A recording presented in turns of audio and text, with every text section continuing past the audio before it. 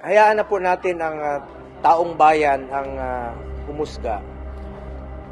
Kung mas nakakalakad ba ang mga anak natin na hindi nasasaktan, hindi nababastos ng mga drug addict nung panahon po ni dating Pangulong Duterte.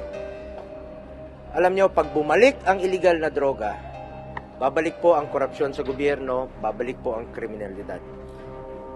Ang taong bayan na po ang humusga kung nakinabang ba ang Pilipino sa ginawa niyang strong stance against illegal drugs nung panahon niya bilang Pangulo. Yan ang isa sa kanyang pinangako. 2016, yan ang kanyang pinangako sa Pilipino. Lalabanan niya ang illegal na droga, lalabanan niya po ang kriminalidad.